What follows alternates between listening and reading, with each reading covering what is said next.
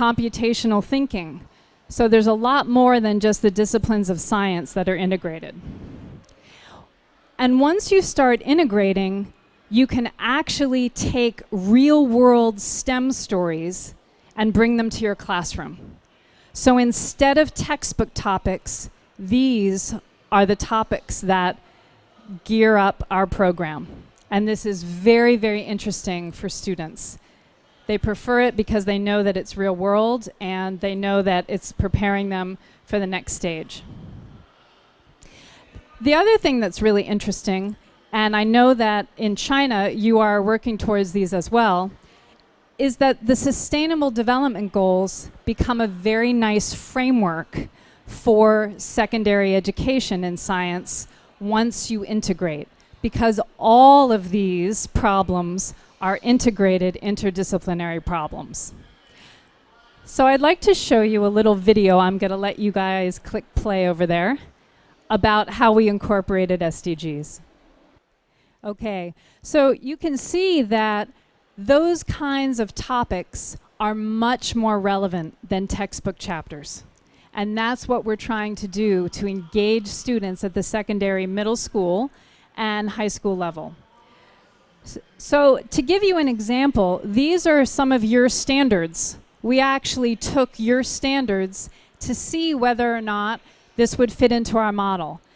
We reviewed all of your high school standards, and we can certify that all of your content in China fits into this model. So it is actually possible to teach this way and to meet all of the requirements that you need to meet.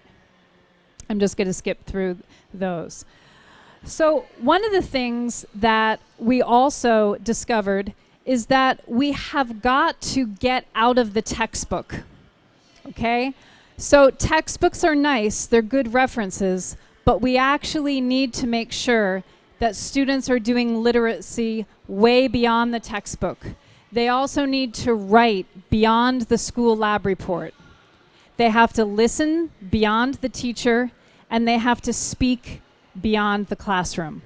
So when we consider the kinds of resources that are available on the internet and the credible pieces of science that we want to get students to appreciate and negotiate, we have to go beyond the textbook. This is, again, how we engage some of the digital resources.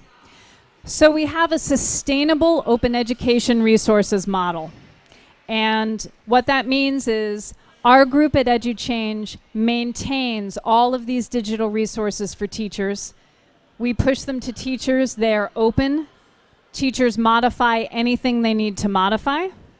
And the students also personalize their textbook. So this is the textbook that students receive. It's digital. It looks very sort of plain, right? It looks plain because we want students to actually own their textbook and co-create it. Students actually design and render about 30% of their textbook. Okay? And that helps them actually understand how science is done, why it's done, and how to learn it. We also have students illustrate their textbooks. So this is done by a student. This is also done by a student. So we don't need textbook diagrams anymore. We can have the students actually render them and create them, and they can be part of their own books. So by next year, we will have only student-rendered illustrations in all of our materials. There are 4 types of digital technologies that students learn to use.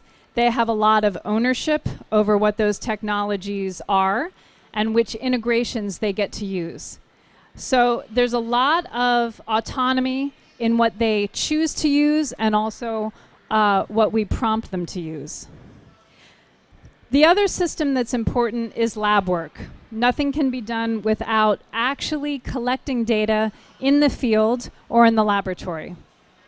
So we still have all of that great hands-on laboratory science work.